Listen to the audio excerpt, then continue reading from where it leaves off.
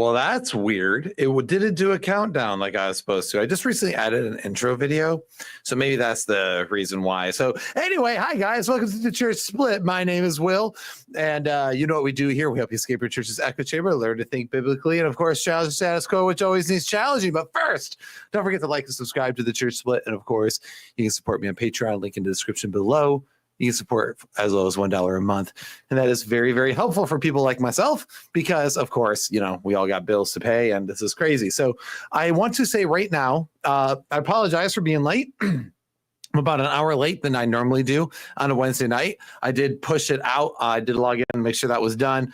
Tonight was our youth group's Christmas party, and that just push things out. We had things we had to meet with afterwards. Some certain situations. I just continue to appreciate your prayers as we deal with some sensitive issues when it comes to students and stuff like that. So just thank you all for your prayers. But one cool thing that happened was we ordered food from Longhorn Steakhouse for our youth group at our Christmas party, and they actually just said it was all on the house. They donated it. So the other thing is that me and the volunteers, we wanted to go back, the whole youth group team, and we gave a thank you card, and we wanted to thank them for all that, for giving to us. So anyway, that's one of the reasons why I'm late. So at least it's for a good reason. I will say this, when it comes to the live streams and things I do, my personal ministry here at the church will always come first, as much as I love to do this YouTube thing, but this is honestly my side ministry. This is what I do in addition to my main ministry, not actually my main ministry. So anyway,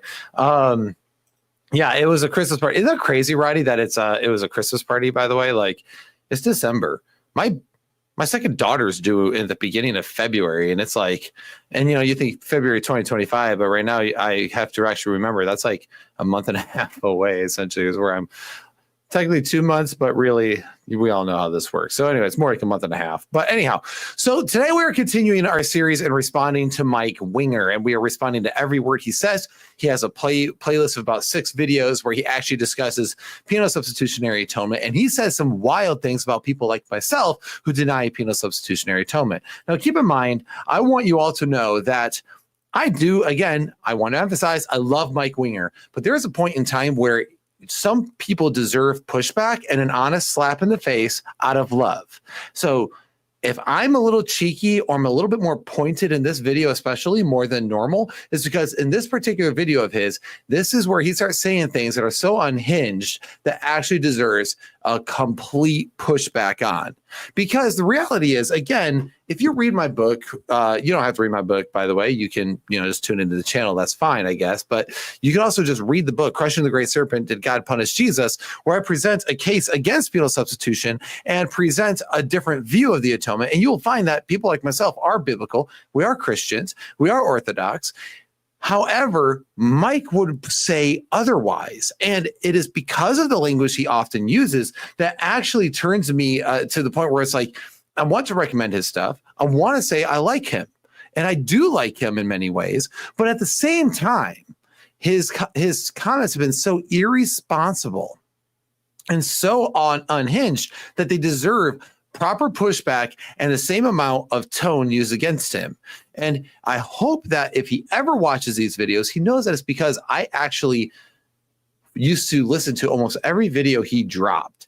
And I used to really enjoy everything Mike Winger put. In fact, to put it honestly, him and Trinity Radio are 2 individuals who actually inspired me to even start the Church Split to begin with, where I was like, you know what? Some people actually might find what I have to say useful. And maybe this could be a real ministry that actually ministers to people instead of just some, cult of personality sort of thing. Because as a minister, I really, truly do want to minister to other people. And it was his ministry, Bible Thinker, that made me go, man, maybe online ministry is the next mission field. Maybe that is something that's effective, which means that people who have platforms, even like myself, have a certain responsibility on us to make sure we're being honest, to make sure we're not being unnecessarily divisive. And I think, he's being divisive, but he's doing this in a probably a place of true sincerity where he really does believe what he's saying. So it's hard for me to dock him on that.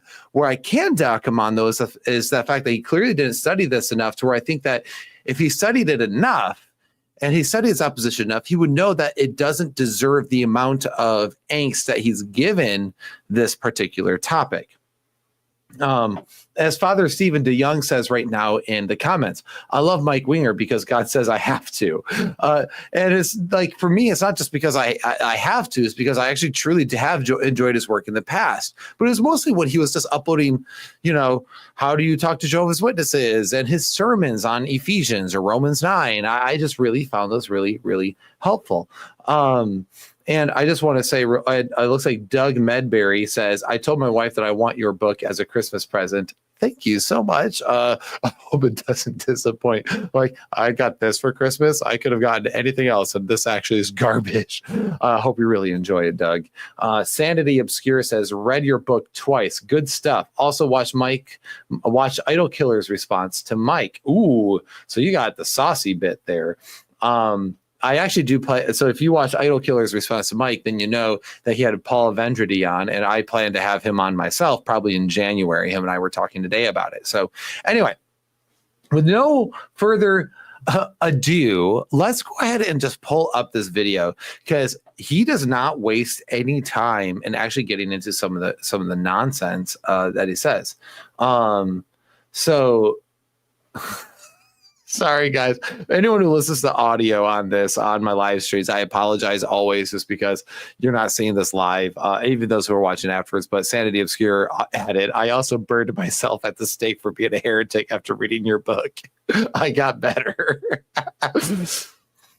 That's just funny. That's funny. That's just objectively funny. Not just because you're complimenting my book, but also just because that was hilarious.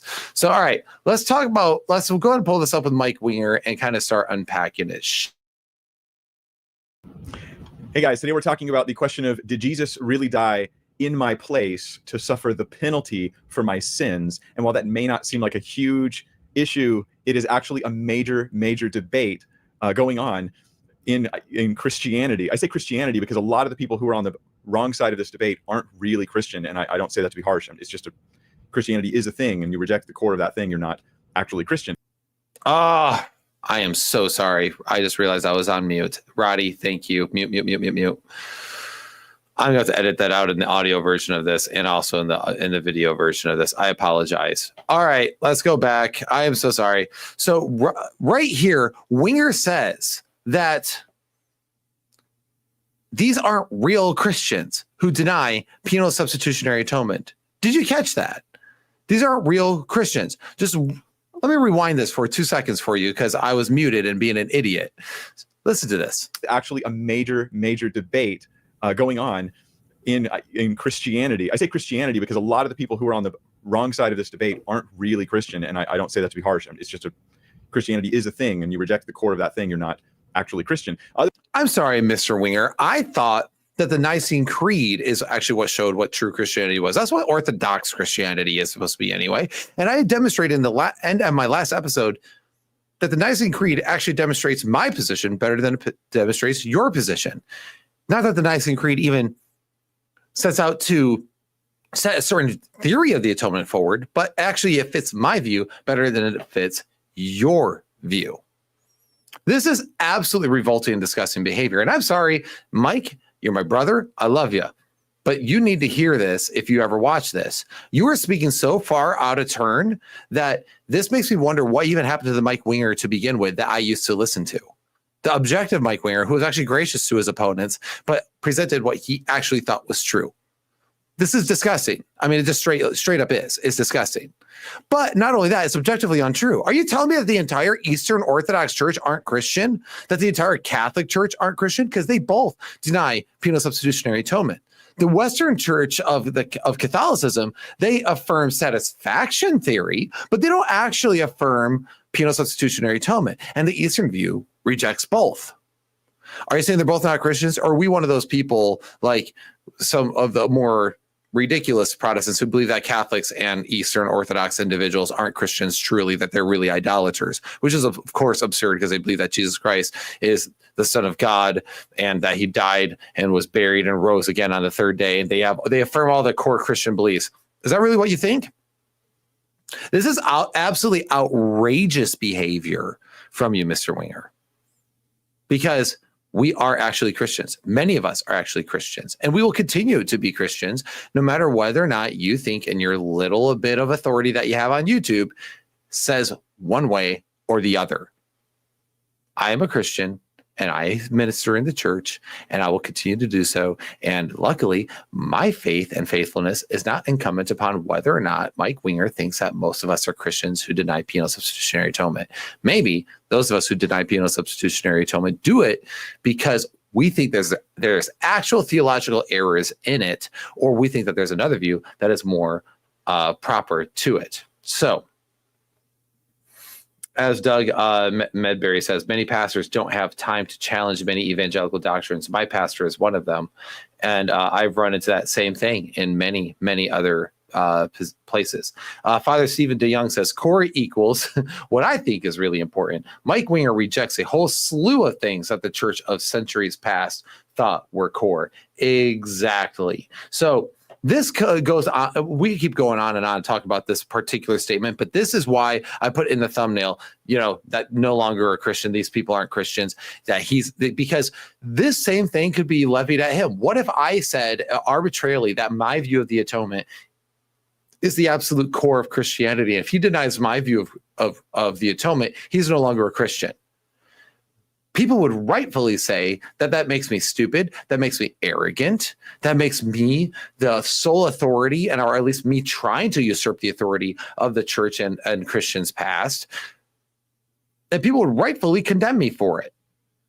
Same thing with anyone who says the same thing about people who deny penal substitutionary atonement. Because even if, and you could go into church history, and I will die on this hill, I swear to goodness, you go into church history and you will find the emphasis was never on penal substitutionary atonement, but always on something like recapitulation, Christus Victor, or ransom theory.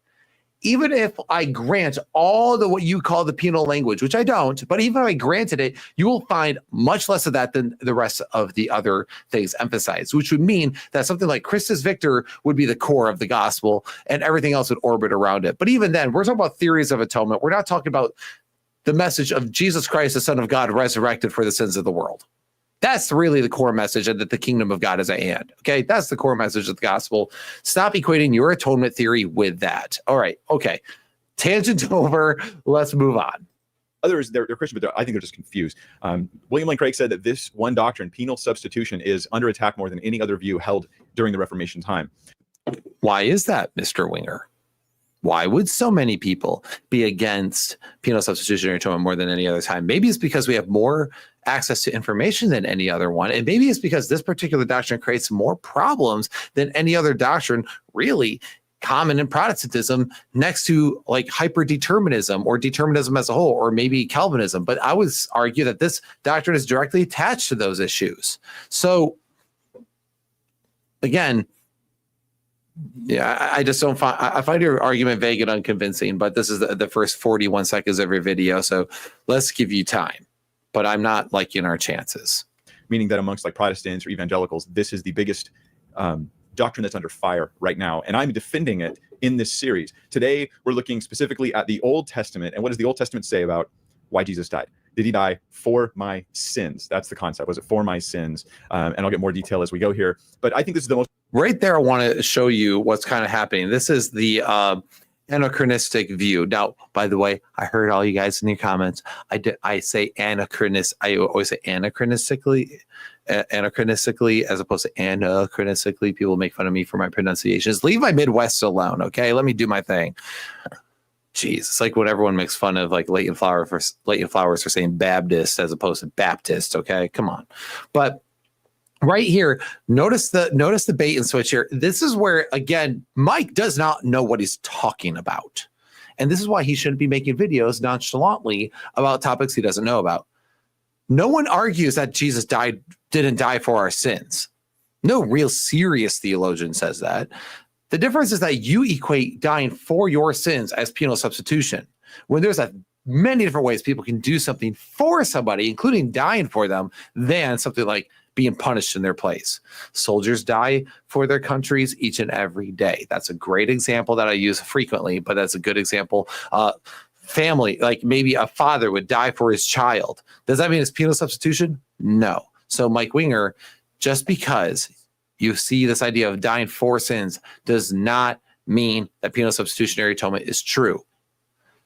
That is core to this issue, and you'll find that he does not do a good job demonstrating this. Most important question that we can ask in this whole series, this video and the sister videos I make that are about the biblical case for penal substitution, these are the videos that are the most important to me personally, but all of them are going to be very important to others.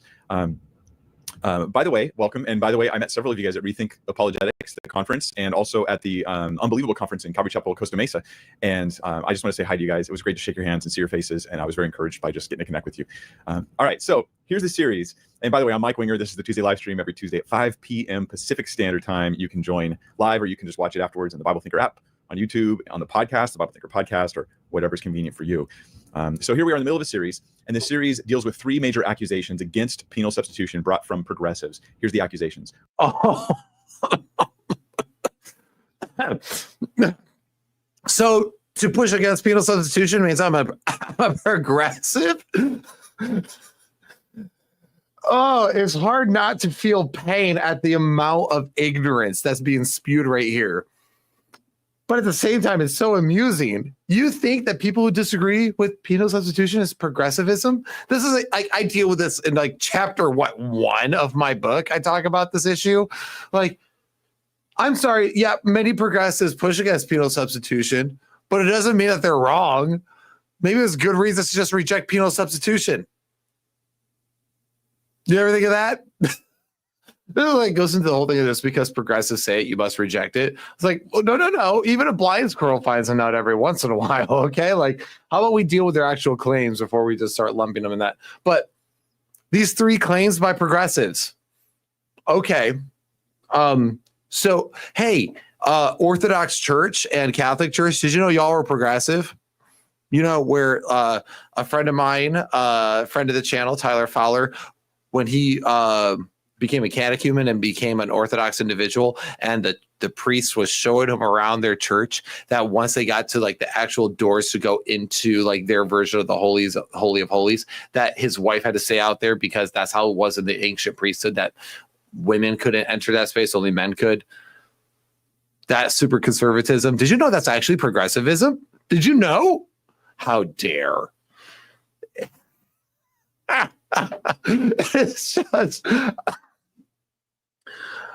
outrageous. Like the Eastern Orthodox Church is like so freaking conservative, and he's just like slaps him in there. Like, Mike, maybe you should know the slew of Christians who actually don't affirm penal substitution before you just start saying that those who deny it are a bunch of progressive liberals. A lot of Anabaptists, by the way, deny it. A lot of the Nazarene deny it. The Orthodox Church outright denies it, so does the Catholic Church. Like, and unless you're going to start calling the Nazarene and Anabaptist a bunch of progressives, like, come on. All right, I digress. You get my point. Let's keep moving. One, it's unhistorical. Penal substitution is invented by Calvin or Anselm or some later person. They say it's not historical. I dealt with that last week, actually, and there's a playlist in the description with last week's video.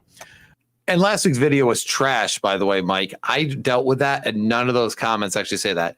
Fun fact, if just because you find the term penalty in the church fathers does not mean it means penal substitutionary atonement. As I mentioned before, it means being able to take on mortality, taking on human flesh, which means that you're able to die, and that you do die. And that is the penalty. That is the consequence. That is the result of being mortal or becoming man. And that is the cost, the wages that sin pays out. That does not mean that God punished Jesus in our place. And many scholars have pointed out that when they use this language in the early church fathers, that's not what they meant. Plus, like 80% of the quotes you used weren't even close to that sort of language anyway. They were about just Jesus dying for the sins of the world, or Jesus dying for mankind as an offering to the Father. None of those things are uniquely penal substitution.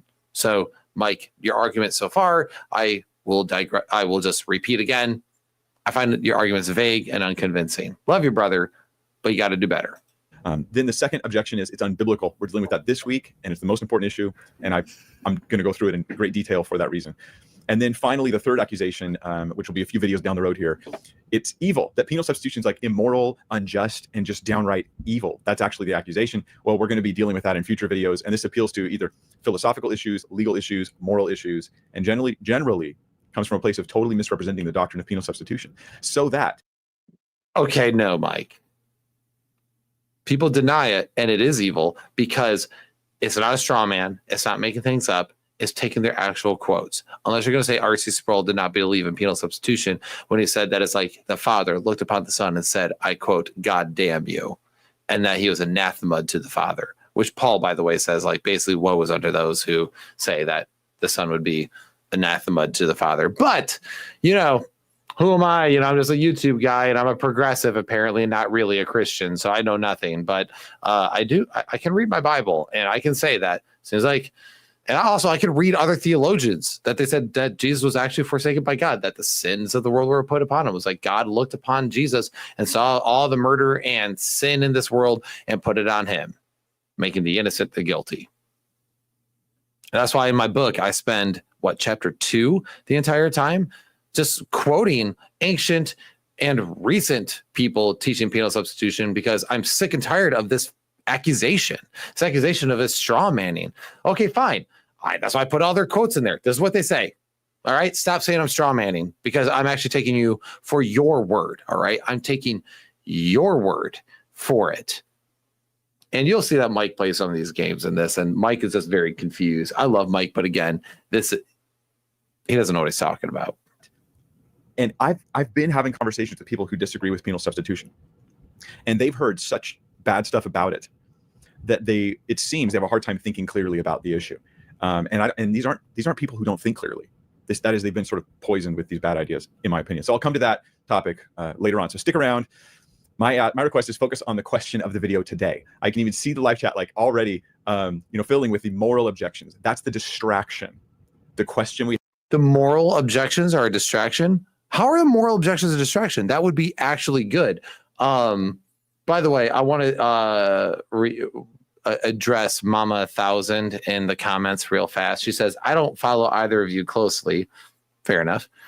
Just watching you for 5 minutes makes me cringe. I'm sorry, I am a cringy individual. It's the homeschool kid in me. Why can't you make your point without acting like an immature child? Oh, so speaking directly is an immature child? Oh, wait, here it is. Laughing at him and mocking him. Grow up. I'm sorry. Sometimes people say things that are so absurd they deserve to be laughed at. Unless you're saying that even people who say like men can be women and women can be men and we should castrate children and stuff shouldn't at some way, shape, or form be not only condemned verbally, but also laughed at the absurdity of it all. Mike saying that these people who deny penal substitution are progressives is laughable. It is hilarious because it means that he hasn't done his homework, yet he's speaking so confidently. Because it means that he doesn't realize that a huge swath of Christianity denies it. It's funny, and I'm allowed to laugh. By the way, this is my show. You're welcome to hang out or not. I laugh at stuff here because sometimes it's better to laugh than to cry. And yeah, it's completely okay to laugh and mock things that deserve to be laughed and mocked at. And I'm tired of pretending that it's not. Certain things deserve to be mocked. Certain things deserve to be laughed at. And that's all there is to it. Unless you're going to sit there and say that all the mockery and the polemics that God throws at wrongful ideas in the Old Testament and New Testament don't deserve to be laughed and mocked at. There is a consistency here. And I know it's an annoying consistency, but there's an annoying consistency. Elijah even looked at the prophets of Baal and laughed at them and mocked them. Okay, that's not childish. Is that sometimes people's behavior is so laughably absurd that it deserves to be. That's why people have been bringing back the whole. This is why people have been joking around continually about like bring bullying back, because sometimes people need that scorn in order to start like being like, oh, maybe that was stupid. I've been there. I've been mocked and been like, okay, you might have a point.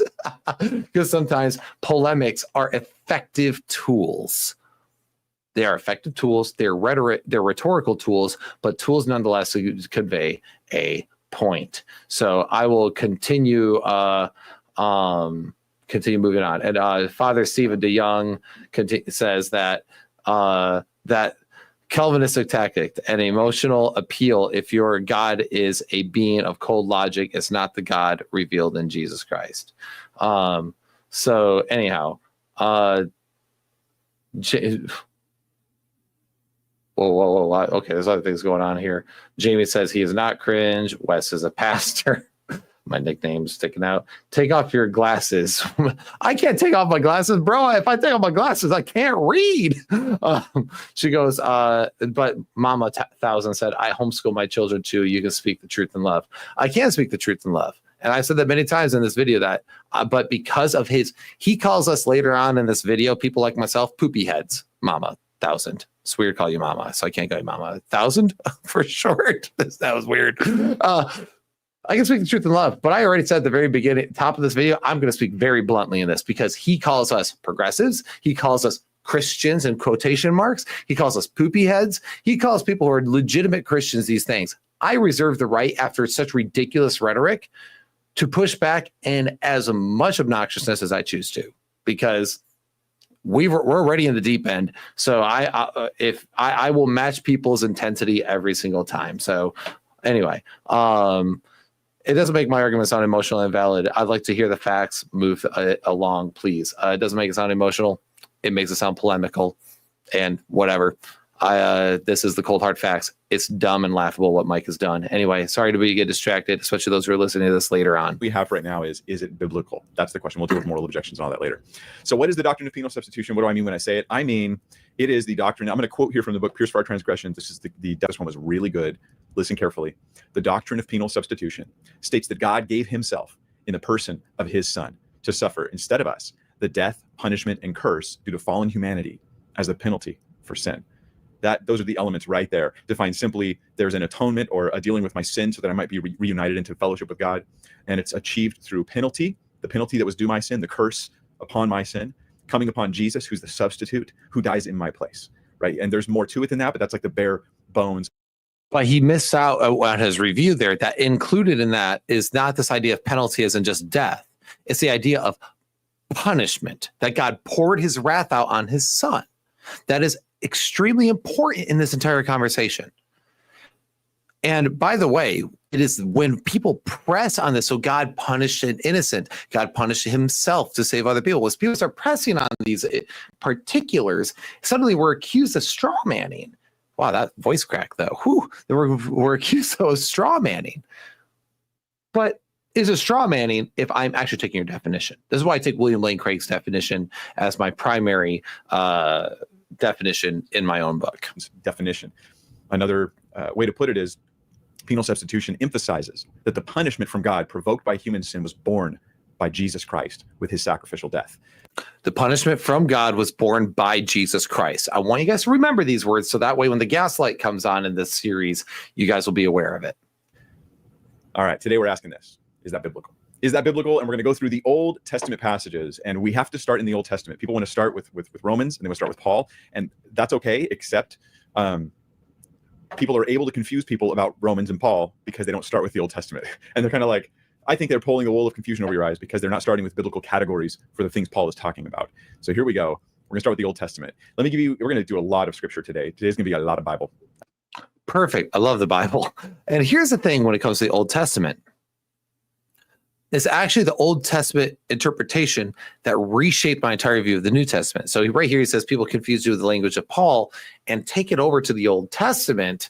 I forgot about the Old Testament. So we're going to go there and turn to the Old Testament. It's actually, for myself anyway, the Old Testament is actually what showed me that penal substitutionary atonement can't be true because we actually misunderstand. Like right here, he's going to talk about the Passover. Well, the Passover doesn't deal with penal substitution literally at all. And William Lane Craig does everything but admit this, but he pretty much does in his own book. So we're going to keep moving, but just so everyone's aware. As it should be. Okay, so the first scripture I want to share with you is John 5:46. This is where Jesus says, if you believed Moses, you will believe me, for he wrote of me. In Jesus's mind, the life of Christ is predicted in the Old Testament, and that Moses, the law in particular, will give you an understanding of who Jesus is. This is what he's showing us. And there's other scriptures that support this as well. In Luke 24:44, Jesus says, these are my words that I spoke to you while I was still with you, that everything written about me in the law of Moses and the prophets and the Psalms must be fulfilled. Yep. Jesus thinks that this stuff was written about him and that he's fulfilling it. So that if you want to understand Jesus, you have to understand the Old Testament. And that's why God gave them the Old Testament, that they would understand Christ when he showed up. So trying to understand the doctrine of penal substitution, or of what Jesus did on the cross for me, without taking into consideration the Old Testament, is like ignoring all the hard work God did to make it clear what he was doing. Absolutely. Which is why you won't find penal substitution in your Old Testament. So just so we're clear, I love that idea that we need to go back to the Old Testament to see what's going back. Because a lot of times people like take the New Testament and read the New Testament entirely into the Old Testament, which is fine because we see a lot of prophecy fulfilled. But it's also important that we take the Old Testament, read it into our New Testament to understand some of the language that's actually being used. And this is where I say, again, Mike hasn't done his homework. He has, this is like what, the second video he's brought up where he's brought into the idea of this book of Pierced for Our Transgressions. And it seems to be his main text. He says he read Christus Victor by Gustav Aulin, and then, of course, completely misrepresented him, misunderstood him. And then we also have him mention William Lane Craig's book, and then Pierced for Our Transgressions. So far I have 3 references, 3 sources that are mentioned. One of them non-penal substitution, the other 2 penal substitution. And I will say, William Lane Craig's book is actually not good on this. And I wish it was, because I love William Lane Craig. He's like a hero of mine. But I actually was, when I've read it, I was like actually disappointed. Like, I'm not saying that in the sense of like, oh, it didn't meet my expectations. Oh, it sucks. Like, I was legitimately emotionally disappointed. Because I just really was hoping for a bit more of a meaty response from someone as high on the intellectual ladder as William Lane Craig. And this is where I go into like, this is where some of us might not even realize our own biases, and some of us might not realize where actually the distinctions might lie if we don't do the proper homework objectively. And I don't think Mike Winger has. So we're going to get into this because, again, I agree. Jesus fulfilled the Old Testament law. We can look to the Old Testament and we can see how it is fulfilled in the New Testament. Okay.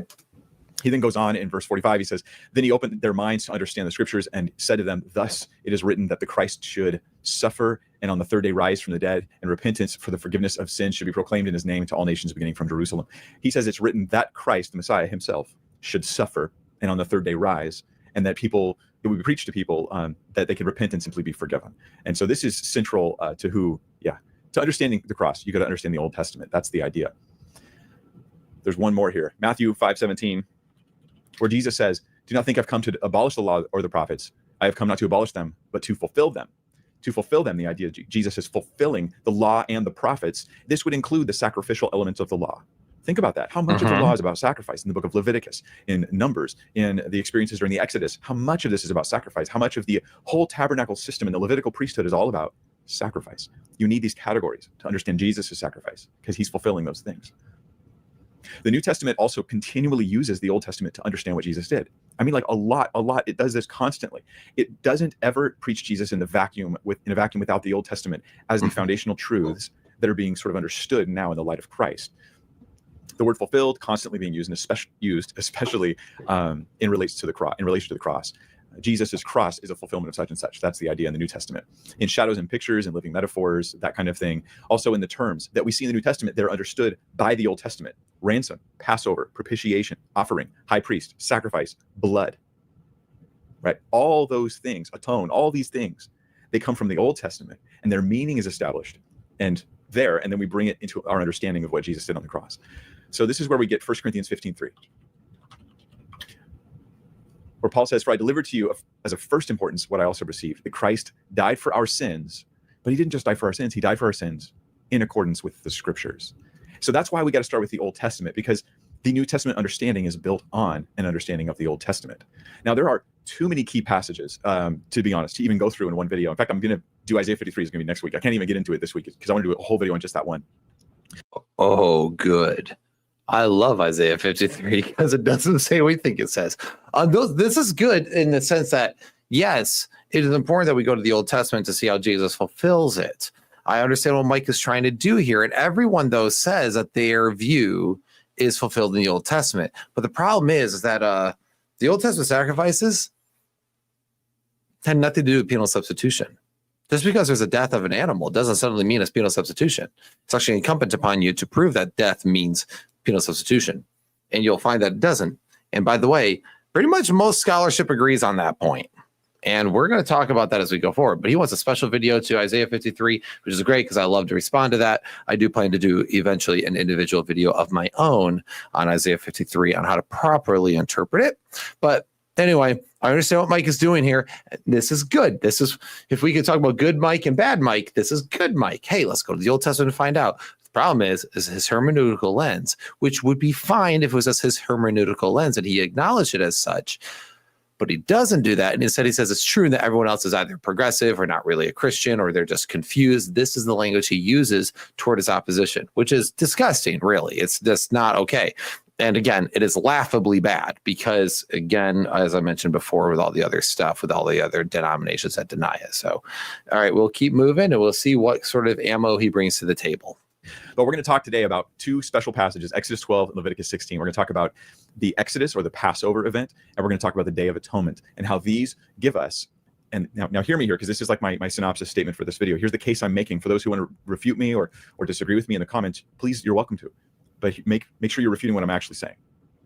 I'm saying that the concepts of penalty and substitution are established in the Old Testament as being part of the sacrificial system, and then Jesus in the New Testament is said to fulfill that very system and those specific sacrifices, so that through the Old Testament I can establish that Christ had a penal and substitutionary atonement. You're objectively incorrect, Mr. Mike. In fact, because of that, this has actually caused a lot of people no small conundrums when they've actually studied this out and realized that that's not what the Old Testament sacrifices were about, and how people try to reinterpret the New Testament passages into PSA. You'll find that happen consistently, actually, in the literature, because people realize that the Old Testament sacrifices have nothing to do with PSA. But we can go down there, Mike. I will let you lead the way. There's my synopsis for you, and I'm going to try and build that case right now. This is deep theology stuff. Welcome. This is what we do here. We answer tough questions. Sometimes they're just culturally weird questions. Sometimes they're biblically thoughtful questions. And sometimes, like right now, we just need to recover what is so incredibly obvious because it is being preached against by some well-meaning individuals and some people who are just poop faces and all of everyone in between. Poop faces, you say? Watch out for next week's video, by the way. That will be on the thumbnail because apparently there's some well-meaning people. That must be people like myself, unless he doesn't think I'm well-meaning, or poop faces, which, by the way, is just the Christian version of saying, you know what I'm saying. SH faces. I won't say it on here because this is a Christian program and I want people to have a meltdown, but you get the idea. Yeah. Nothing like a good old ad hominem to get your video going, which is like what is this now? Like 5 in this video already? Not like poisoning the well and committing constant ad hominem. And this is what's funny when, again, I'm accused of, I'm the childish one. I'm the childish one for laughing when I'm literally called a poop face in this video. But again, I'm the childish one. This is the whole gaslight that happens all the time in these conversations, by the way, that if you actually confess with the things that you are accused of, the Calvinism to the free will debate, even actually some of the free will people like Provisions, what they say against Calvinists, to even like when you talk to Unitarians, like what some people who are like myself, who are Orthodox and or Orthodox in their belief of the Trinity, but what some of the Trinitarians will say against like Unitarians, like when they just like say things that are blatantly untrue. This is the same thing where it's like you deserve to be laughed out of the room for this sort of thing. But then as soon as you point that out, you're the bad guy because how dare you speak out against such a nice person, or how dare you speak out in this way, and how dare you think this is as bad of an argument as it actually is.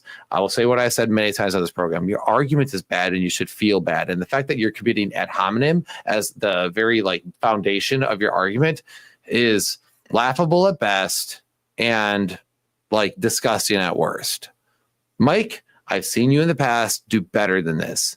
And I think you need to do better than this. And you're letting your bias and your own perspective get in the way, and it blinds you to the fact that you're actually throwing a huge amount of your Christian brothers and sisters right under that bus. So, as you all know. All right, Exodus chapter 12. We're going to dig into the Passover. Let me just start by talking about the significance of the Passover. The significance of the Passover for Israel is huge. Like, this is one of the feasts of Israel. That's true. So, but it's not like, okay, like in America, we have these holidays. We celebrate Valentine's Day. But the significance of Valentine's Day as it pertains to like the deep meanings of life is like, it's not really super significant. A lot of our holidays, we still have the holiday, but we lost the meaning behind it. In some cases, like 4th of July is like firework day, and some people, think about the independence of our country and what all that means and what freedom means and protecting the rights of individuals and things like that. And others are just thinking about, a day off and barbecue. So what I'm saying here is Passover was more important to the Jews than 4th of July was, I think, even to the Americans who care about it. This is a really big deal. It marks the calling of God on Israel and Israel's birth as a nation. So there's a parallel there to say 4th of July, but there's more to it than that. It's commemorated in a yearly feast. Every year, Israel would gather together and they would engage in the Passover feast in these specific activities. I won't get into super great details about them, but the killing of the Passover lamb and the eating of it as a family is central to these feasts. Okay, he admits here that's eating it together, the Passover lamb, eating it together as a family, which is a symbol of covenant and all that. We're going to talk more about this here in a minute, but I want you guys to understand that he's saying this stuff. And if you're thinking, now remember, what is PSA? What is Penal Substitutionary Atonement? It's this idea, as he said himself, that Jesus took on the penalty and the punishment of our sin in our place, that God punished Jesus in our place for our sins. So in other words, we are now imputed as innocent, and Jesus is now imputed as the sinner, and he is punished, which of course, and he even says like the moral questions aren't really that important, but let's keep moving here. But it's important that we mention that, because if you're thinking and wondering how in the world does the Passover story have anything to do with someone being punished in your place, you're not alone. It has nothing to do with it. But we'll keep moving on and listen to Mr. Winger's explanation anyway. Passover celebrations are prominent at many really important times in Jews' history in Israel. In Numbers 9, we read about how when Moses receives the law, before departing Mount Sinai, they celebrate Passover. When they're entering the promised land, just before conquering Jericho, it's the first piece of the land they're going to possess. And what do they do before that? They celebrate Passover in the book of Joshua, chapter 5.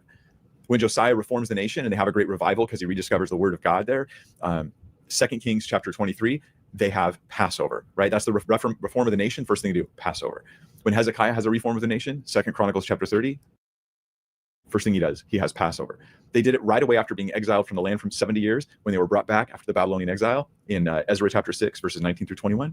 Passover, right? This is so central. Like this is where Israel gets their nationality from as a nation called by God to be his own people. And absolutely, I'm going to say that this Passover sacrifice, it's not just special to Israel. In the New Testament, it's especially related as a symbol or a type or a way of understanding the death of Christ. Yes, which is why we need to pay very close attention to what's happening in this. So think about the elements right now. All of you who are maybe watching this or listening to this later on or even now, think about everything that happened in the Passover and ask yourself the question, has this anything to do with penal substitution? Because this is right. Jesus at the Passover supper, at the Last Supper, actually points to the elements at the table as symbolic of what he's about to do. And you think about what happened at the Passover and you ask yourself, at what part is someone punished in the place of the Jews? So 1 Corinthians 5:17, like I said, we're going to go through so much scripture today. 1 Corinthians 5:7, not 17, because I'm making up verses now. 5:7 says, cleanse out the old leaven that you may be a new lump as you really are unleavened. For Christ, our Passover lamb, has been sacrificed. Jesus, he's my Passover lamb. This is, now you see how much the Jewish understanding Paul has of what Passover means is important, because he just straight up says Jesus is our Passover lamb and he's been sacrificed. And therefore we should live our lives according to that sacrifice. So this kind of, we all agree, Mike, that Jesus is our Passover lamb. We all do. So I don't, what is happening here? By the way, Mama Thousand, I did want to acknowledge you, since you are the person I have pushed against in the comments. But you said I wasn't accusing you of anything, but you kind of were. But what you were doing was immature. Definitely not gaslighting. It's not immature to laugh at something that is ridiculous. I don't think that's immature at all. I would actually beg to differ. However, I will say that you did say, I'm here to learn, and it just turned me off. I understand that. I might not be everyone's taste, and that's okay.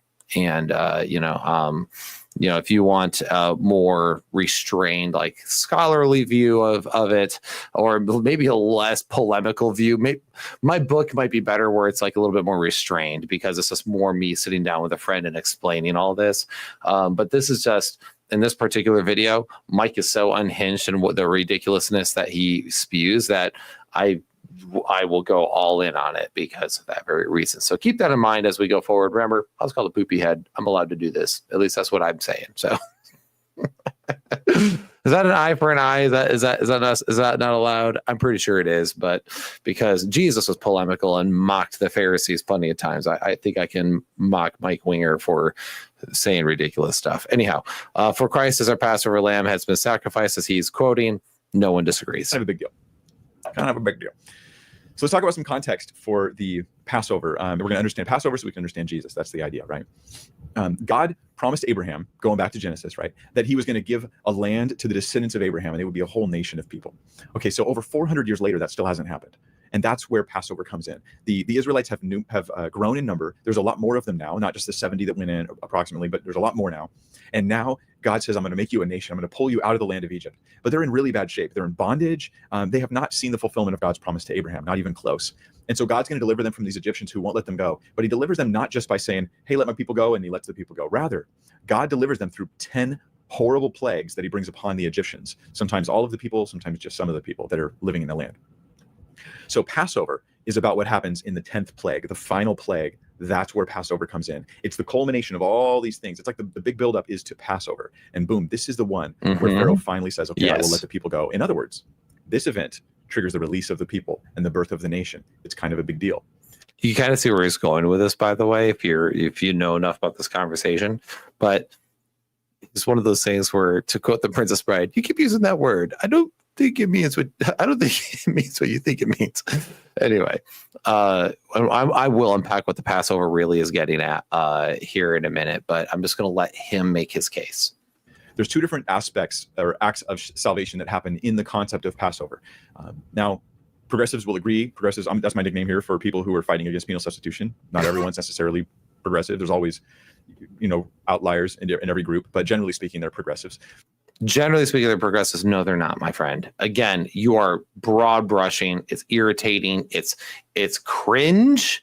The vast majority of people who push against penal substitution are actually probably the Orthodox Church. In fact, Jeremy Davis wrote welcoming gifts as an entire pushback against it. So has what is it? He wrote the reclaiming the atonement and on the incarnation. What is his name? Father what? Oh, you guys know. You look it up, but it's reclaiming the atonement, and then the incarnation is what it is.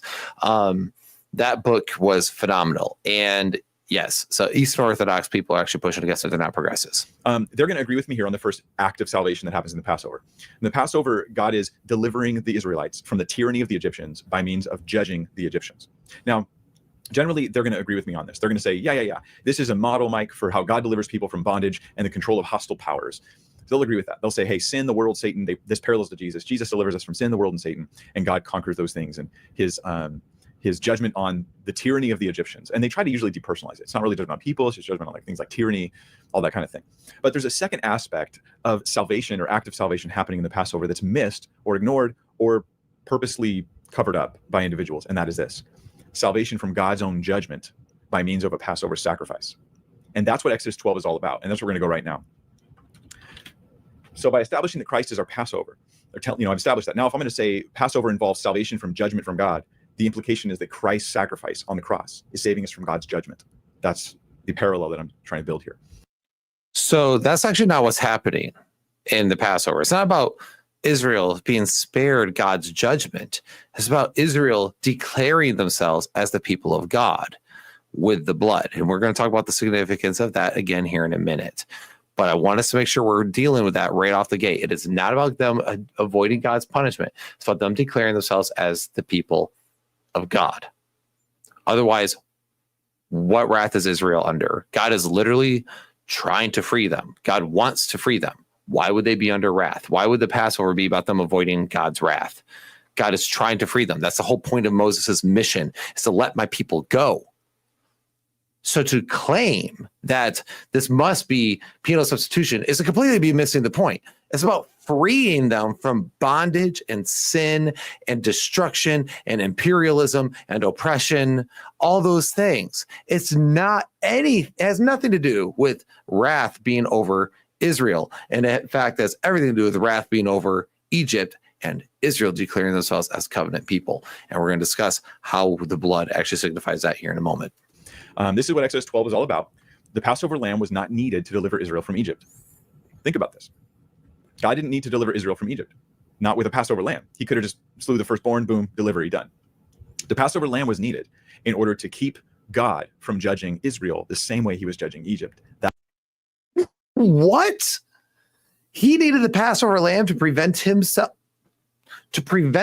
from judging Israel the same way. So God doesn't have the free will to be like, I'm not judging Israel. No. If I judge Egypt, I have to judge Israel the same way. I'm sorry. Who were the oppressors? Who were the pagans? Who were the ones worshiping the false gods? Who were the ones who killed a bunch of innocent babies just to weaken them from having multiple men? You just tell me you missed the forest for the trees, man, without telling me. This is appalling. You believe that Israel deserved the same amount of punishment that Egypt did. This is the whole problem, by the way, with half of Protestant theology believing that all sin is equal. All sin is equal before God. No, all sin is equally condemnable because God's holiness is a fire that burns sin, but it doesn't mean all sins are equal. Okay, we actually see that's quite not the case if you go through even the Torah, but you can go through all sorts of different parts of the Bible and see that sin's not all equal before God. There are certain sins that are definitely considered worse. It's okay, so God's going to judge Israel the same. What was their sin again in this situation? God wanted to let them go, but he had to do something. All right. Anyway, you guys get the point. None of this makes sense. That's why it was needed. And that's how the Passover teaches penal substitution. It's in this concept of this lamb and how it's going to save the firstborn of the people of Israel. So let me give you a quick summary of the Passover. We'll scroll through some of these verses that are here up in front of us. We'll start in verse 6, and we'll see this, that the killing of the firstborn was an act of judgment. This was an act of judgment. And if the killing of the firstborn is an act of judgment, then the Passover lamb that saves them from it is delivering them from judgment. And Jesus, our Passover lamb, delivers us from judgment. Okay, so here, Exodus 6:6. And you shall keep it until the 14th day of this month, when the whole assembly of the congregation of Israel shall kill their lambs at twilight. That is definitely the wrong verse and the wrong chapter. I need Exodus 6, chapter 6. Sorry. That happens.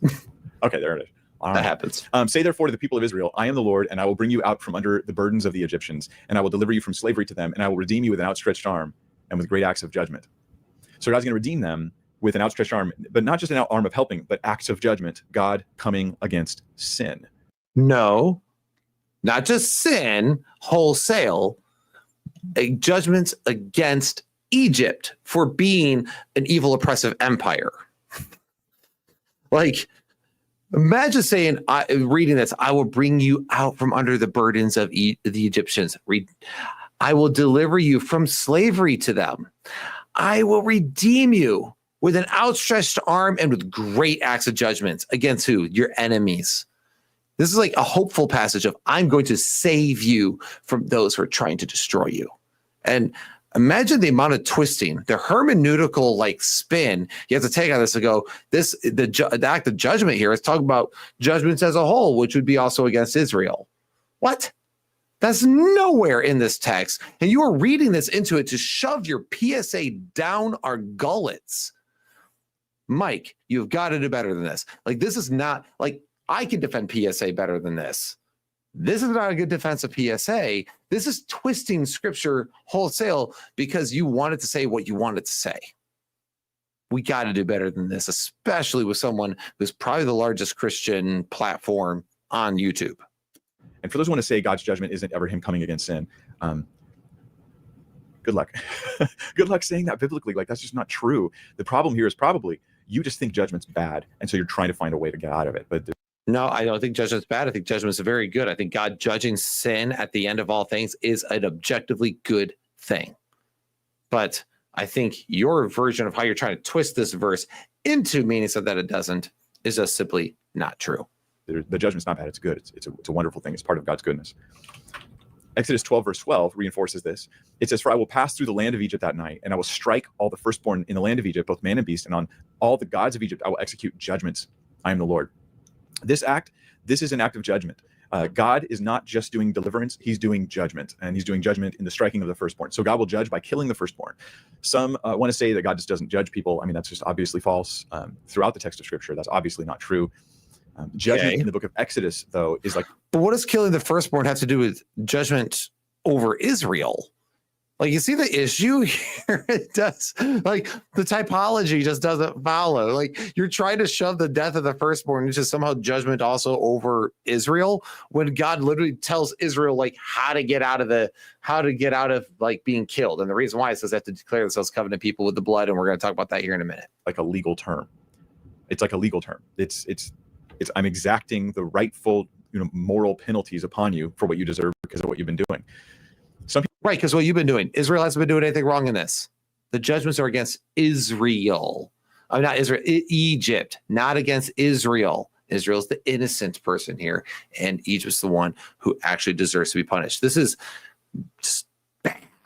People like to say that judgment is not this. That judgment is just God judging the things that hurt you. Let's think about that for a minute, because I really see this as a response to penal substitution, or the idea of God having judgment or wrath, is that God's only mad at the things that hurt you. This is, in my mind, this seems like a really narcissistic view of life, that God is only interested in me and what helps me.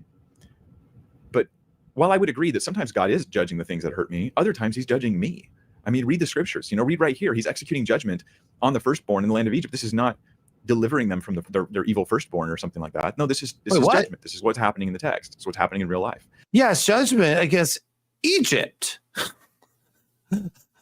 I feel like we're just like pulling Bible verses out of the ether and going, see PSA. And it's like, where? Again, in order to show PSA, you have to show that someone is being punished in the place of another, and wrath is being satisfied by that punishment on another individual or another nation, maybe, or literally anything besides the guilty party. But what we see here is actually judgment against Egypt, who is the guilty party. So, and an exoneration of Israel to free them, to rescue them. Mike, what are you doing, man? This is just not good. We see both. God sometimes judges that which hurts you, and sometimes he hurts you as judgment. There we go. And already I'm like losing people, right? People are upset with me. Some people are upset with me here. And I'm going to say, I will deal with your moral objections to this stuff later. Let me build a biblical case right now. This is the biblical case. I'll deal with the moral objections later. Moral objections aren't important, by the way, only the biblical case is, because, by the way, the biblical case can't possibly line up with moral objections, right? Wait a minute. Oh, wait. Last I checked, the Bible is actually our standard for morality. So moral objections are probably pretty important. But regardless, I understand you have to make a case somewhere, but you're losing people here, not because, people just have an issue with PSA, by the way, which we do, but also because you're teaching of like twisting of scripture here, man. It's bad. Like, you're taking like God condemning the guilty party and somehow twisting that to mean penal substitution, where God punished an innocent party instead of the guilty. What? That it takes some serious like bias to reach this level of like hubris. I'm not gonna lie. I feel like those things, they come in and they rob us from even reading the scripture, because someone just feels like, I won't even allow it to say that because it bothers me so much, and we need to not do that. So they had sin, and this was God's day of judgment or punishment on their sin, and the sacrifice of the Passover lamb is going to avert that punishment that would fall on them. But some will say, but wait, Mike, judgment was on the Egyptians, not the Israelites. The Israelites sacrificed the lamb, but they didn't need to be saved from God's punishment, because the Egyptians were the only ones being punished for their oppression, because the whole gospel is really about punishment for oppression or something. But no, sadly, this is not the case. If we just read one more verse down, we find out something very different, which is that even Israel is under this judgment. Verse 13, the blood shall be a sign for you on the houses where you are. And when I see the blood, I will pass over you, and no plague will befall you to destroy you when I strike the land of Egypt. So that Israel, they are under the same judgment. We established it was judgment. Israel's under it too. And the way they won't be under it is the blood of this animal. False. This is where, Mike, I'm sorry. This has got to be the dumbest argument I've heard in a while, and I've heard some dumb arguments. This is taking the cake quite a bit. First off, as Beyond Blessed said right here, So Egypt getting punished is the equivalent to Jesus getting punished by God. So by the way, keep in mind your typology. You're now basically at this point having to compare Jesus to Egypt. That's not a parallelism I would like to draw. But now you're saying that, oh, no, because he just talked about judgment. The judgment is talking about Israel and Egypt. When that's not at all what that phrase was talking about. It's clearly saying that I'm going to free you by bringing judgment upon your enemies. Okay, that's very clearly in the text. However, what does it say?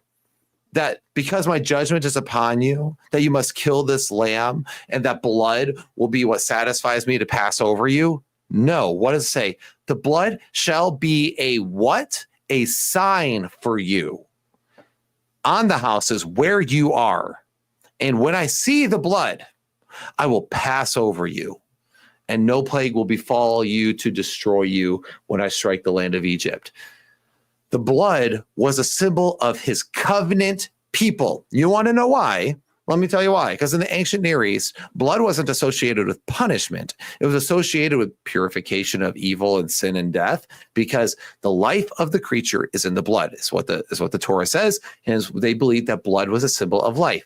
Today, we have seen way too many horror movies and associate blood with death. They associated blood with being the life of the creature. The soul of the creature, they said, was in the blood. And also, if one put their blood out, it was this idea of, I put my life out for you. I put my life on the line for you. In other words, I have made a covenant with you. So a lot of times, even back then, they would do like the blood brother thing where they cut their hand and they like shake hands. And this idea is that we became blood brothers. We've put blood to blood. We have committed our lives to one another. That's what this is. This is a declaration of their life in covenant with God. We are declaring ourselves right now, our lives for God. And it was the blood of the lambs. Why is that? This also is important. If you actually read the Bible and not just try to proof text it, Mr. Mike, you would know this. Moses, when he first approached Pharaoh to let his people go, Pharaoh refused, but then Moses was able to get him to compromise to take the people of Israel out to make their offerings. And he said, because basically what we're going to do is super offensive to you. Why? Well, that's because, as we know, and everyone knows, that all the plagues of Egypt were polemics and mockery of the Egyptian gods, which is why I say it's okay to laugh and mock, because that's what polemics are. Everyone knows that the 10 plagues were polemics against the Egyptian god. For example, the days of darkness was a direct polemics against the god of Ra. However, what also is funny is that the death of the firstborn, not only is that poetic justice because Egypt killed the firstborn of Israel, but also it's because they worshipped a god who had the head of a lamb or a goat. And if you read, that's basically what the offerings were always supposed to be, a goat or a lamb. That it was, this god was portrayed as a goat or a lamb. And this was the god of life, specifically to giving life to children, and it formed them out of the clay. Does that sound familiar, by the way, to anybody? Forming them out of the clay and the dirt of the ground. And this was the person who was given life over children. And his icon, his symbol, was the lamb. So Moses goes, let us out to make these offerings because what we're going to do is offensive to you. Why? Because if they sacrifice a lamb, they are sacrificing a sacred icon of the Egyptians. The Egyptians did not kill lambs because they looked at it as sacred life. So how does God want them to declare that they are his covenant people? By slaughtering the icons of the Egyptians, but not going outside the city to do it. Do it in Egypt. And then not only that, taunt the pagan neighbors with the blood of their sacred god on their doorstep, saying, we renounce the gods of Egypt and we only hold to the Lord of Israel. We worship Yahweh. That's what they say. And that's what it is. And that this blood is life pledged to God in covenant. That's the whole point. And that God is now going to see the blood of the door, and those who actually those who actually have declared themselves as God's covenant people. And the reason why that's important is because it's not just about Israel. We see in Exodus that there's actually a mixed multitude who left out of Egypt. This mixed multitude leaves in Egypt. And that means Egyptians went too. That means Egyptian people saw the works of the God of Israel destroying and making an absolute mockery of their Egyptian gods and went, you know what? I think I'm with them. Slaughter the icon of the Egyptian God of life and declare themselves to the true God of life, which is the God of Israel, the God of Abraham, Isaac, and Jacob. Okay? That is the story. And that is awesome. By the way, that makes the Bible so metal. It's like the most intense image ever of just like declaring yourself God's people by slaughtering the icons of the enemy. Super cool. Nothing about penalty there. Everything about declaring themselves as God's covenant people.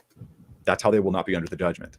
This is unlike plagues 4 through 9. Plagues 4, 5, 6, 7, 8, 9. Those plagues just didn't touch Israel, right? They fell on just the Egyptians. But plague 10 is on everybody, and that's the one that symbolizes Christ in particular, according to the New Testament.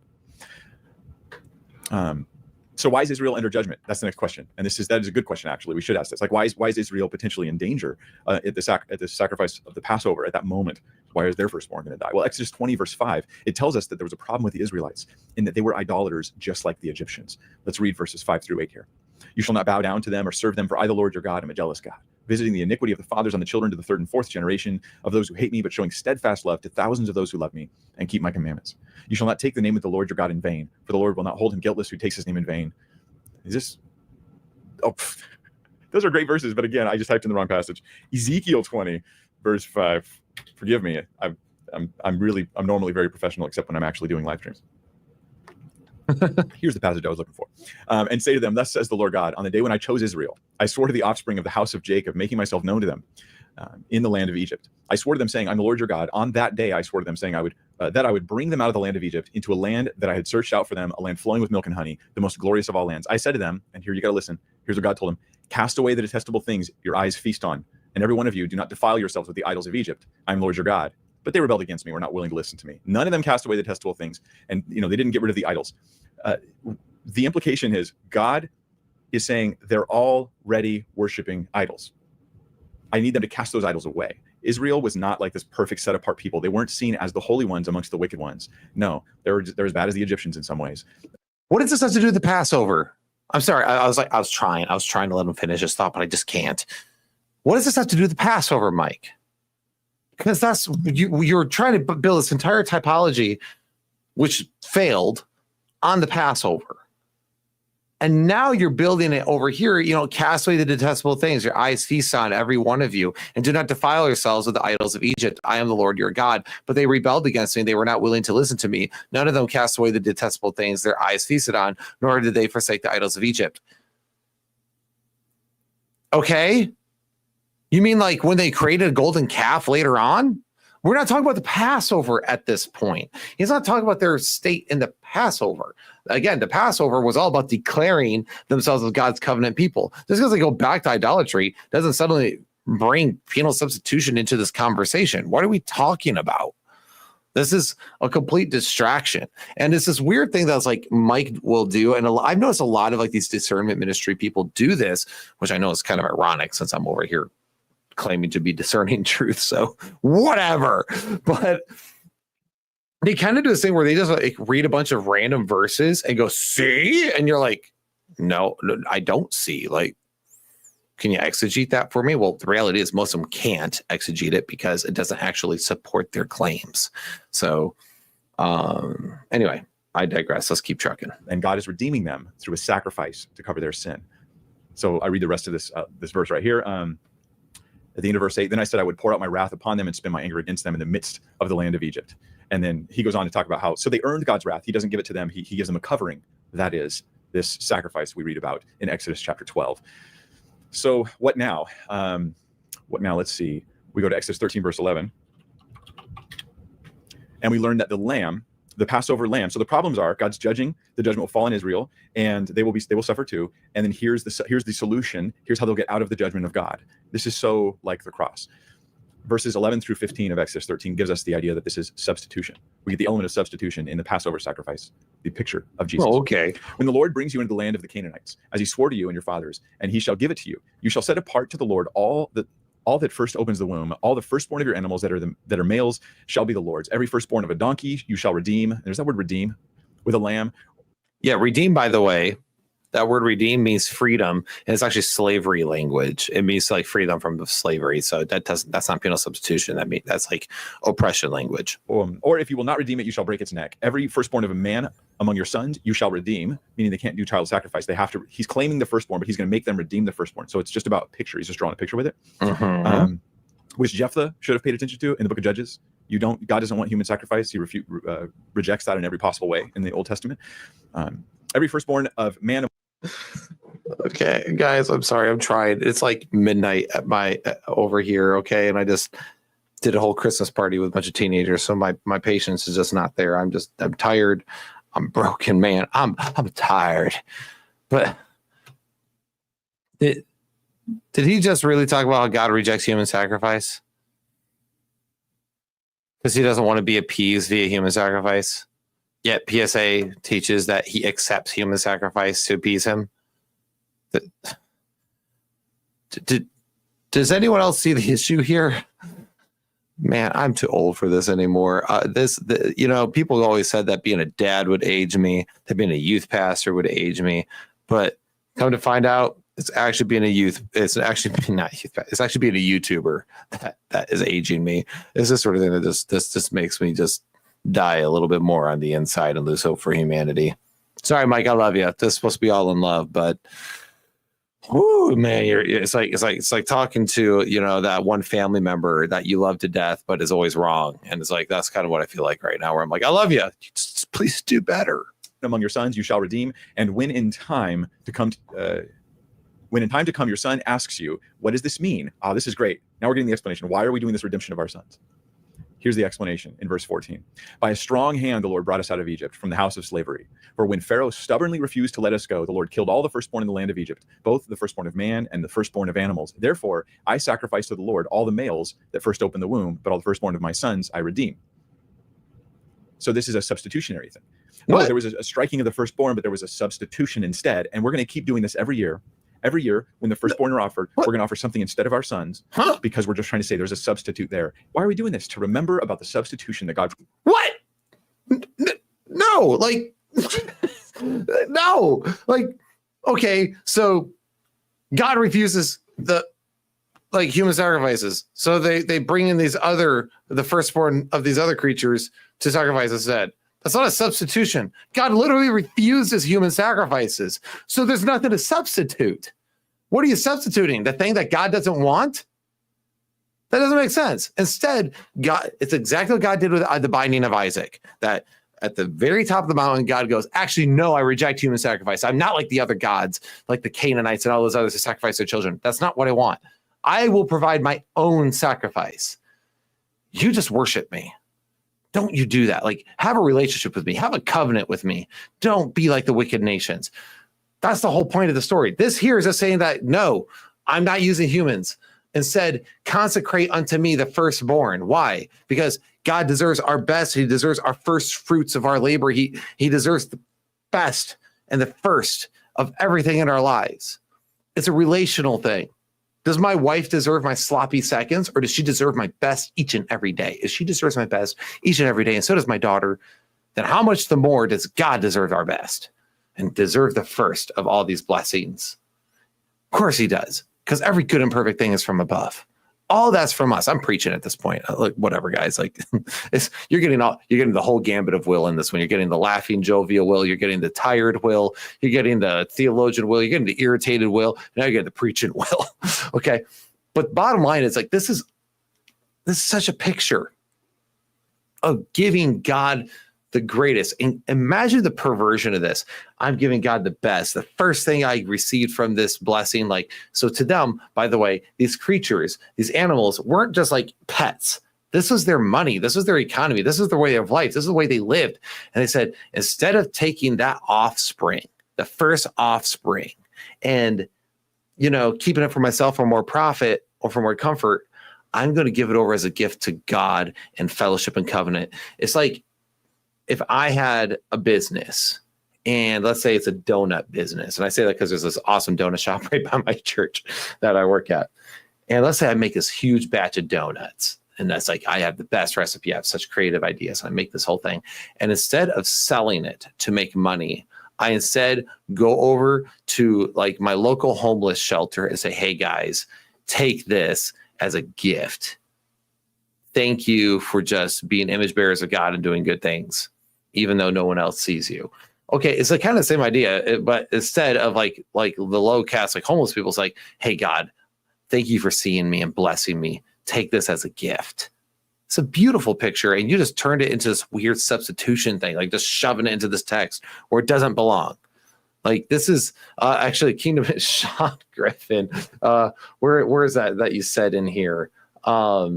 You called it what? What kind of hermeneutics was it? Oh, right there. He calls it zeitgeist hermeneutics. That is awesome. I hope I remember that because I want to steal that from you, Sean. That is hilarious. Zeitgeist hermeneutics. So anyway, okay, keep trucking. Provided in the Passover. There's clearly substitutionary language that's here. So we have judgment, and substitution. We have penalty and substitution. These are the elements of penal substitution that I'm trying to push for here in my series. Well, you're pushing. You're pushing side for note, it. Ezekiel chapter 45, it actually mentions a future Passover sacrifice being, quote, a sin offering. Ezekiel 45, this like eschatological future Passover sacrifice. It calls it a sin offering, which is an additional language we don't get in other places. In the New Testament light I shared earlier. Okay, yeah, he's going to go in there and talk about the sin offering. I might have to save that for another video. Ooh, Kingdom in Context. Stop being nice. Sean always gives super chats, and it's like one of those things where it's like, dude, I love you. And it's funny because I know I get a lot of crap for that because he's a Unitarian, and you know, as a Christian, I'm not supposed to be friendly with my Unitarian brothers and sisters. But my whole thing is like, how am I supposed to like talk to people like who disagree with me? Anyhow, I get a lot of crap for it, but what this is. I just don't get my feathers all in a bush when I disagree with people. But anyway, he gives a $5 super chat. Thank you, Sean. Don't have to do that, by the way. But he says, does Mike do this lazy type of case building with any other important topics? Sadly, yes. And it's actually been a thing I feel like has happened more in recent years than when he first started. When he first started, and maybe it's because I was less trained at the time than I am now, but I do think that he was more precise in his early teachings. And maybe it was because he didn't do this full-time thing where he was like had the celebrity thing on. I don't know. But I do know he did the same thing with women in ministry. And by the way, I'm a pretty conservative person. I found his women in ministry videos to just be pretty awful. And it's just because it's like he doesn't understand what the opposition is saying. It's why I'm going to do a video on in defense of egalitarianism, so that way I can lay out a case, so that way maybe complementarians actually know what the opposition is saying in order to help them out there. So yeah, so I do see him doing this more and more often. And then once in a while, he'll do a really good job. Like he recently responded to a polygamist, a guy who was trying to make a case for polygamy, and like not even a good like biblical case, because there's like you could make biblical cases for polygamy, but like his cases were just really like he was trying to be pragmatic in his reasoning, and it just wasn't good. And Mike did a good job at that. Now, granted, someone might say it was low-hanging fruit, but whatever. But still, like, it counts for something. And like, but anyway, Beyond Blessed says, I just want to say thanks and gave a $20 super chat. So, or 20 euros, I guess. Thank you. What country are you in? Thank you so much, by the way.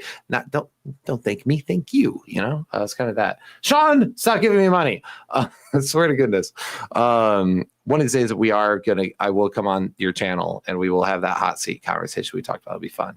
He says, God forbid you love those who you think are wrong on something and want to reach them with your opinion of the truth. Keep setting the good example. Well, I do want to clarify this. It's like, yeah, like, I love people that, yeah, I do want to love them and reach them with, you know, my opinion, my what I believe is true, but I also want to love people. Like, okay, this is nothing to do with the atonement. This is just purely a pastoral talk from Will. So take this or leave this, man. But or all of you. But like, I get so annoyed nowadays where we demand that everyone agrees with us and everyone sees things the way we see things. Truth be told, none of us will see things always eye to eye with everyone. And I think of people like, all right, so not that, Sean, not that you're anywhere close to this, but like I think of progressivism. Okay, the most like I work with youth, I work with teenagers all the time, and I am dealing with Gen Z modern problems, which means I'm dealing with kids struggling with gender identity, wondering what that all means and unpacking all that all the time. And it's like, okay, so this individual might think that they're somewhat of their sexuality, or they might be struggling with XYZ. Does that mean I cast them out and never talk to them and just treat them like dirt? No, like I care about relationships more than I care about opinions or because you know what, bottom line is there's even when it comes to Trinitarian doctrine, there's different models of Trinitarianism and how they kind of like come out with that. Like in the end, and even though I'm Trinitarian, I hold to the monarchy of the Father view. And granted, we could keep going back and forth on what we think is most logical and what's not. And for me, I'm like, look, bottom line is on this side of heaven, we might not ever know how all that works out. So I would much rather love people who I think are trying to follow God in every way that they can. And just like I tried to follow God in every way I can. And, you know, if in the end I find out I was wrong about a few things, well, thank the Lord that I don't have to have perfect theology to go to heaven. So it's just a thing where I just get really tired of us not loving our neighbors. And I really do firmly believe in the image of God, and that this idea of the kingdom of God is at hand, which is why I got so frustrated even when Winger uses this sort of language against other people. I even earlier put up a video about, you know, the Mosaic, you know, that was discussed about Jesus being God. And I was like, you know, I talked about like how it is a silver bullet against some of the biggest like other belief systems, but it's like it's against their polemics that they'll try to use against Christianity, which just isn't true. And this is where I'm like, you know, if you're going to argue against our beliefs, like just do it well. So anyway,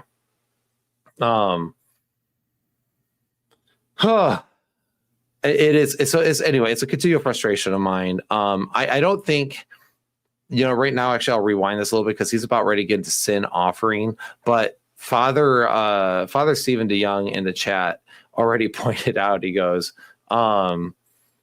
like, he's like, so the original Passover wasn't a sin offering. That, yeah, exactly. So what Mike was trying to point out here in the original video here was that, you know, trying to now create a parallel to sin offerings, but then if that's the case, if these are the separate thing, then the sin offering and the Passover are actually separate things. And by the way, the sin offering, everyone acknowledges this. Many scholars have pointed this out. It's actually an abysmal interpretation of it.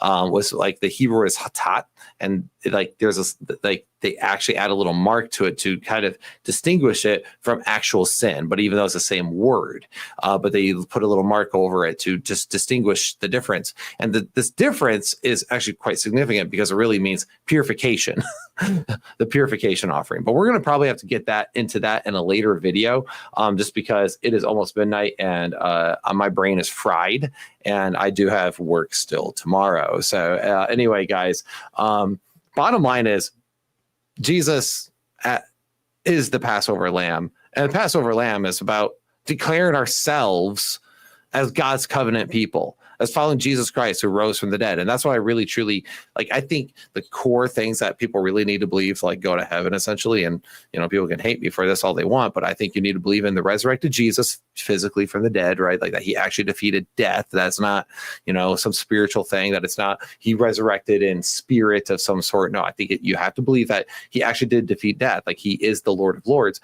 And I think you have to believe in like one God. Like I believe you have to be a monotheist.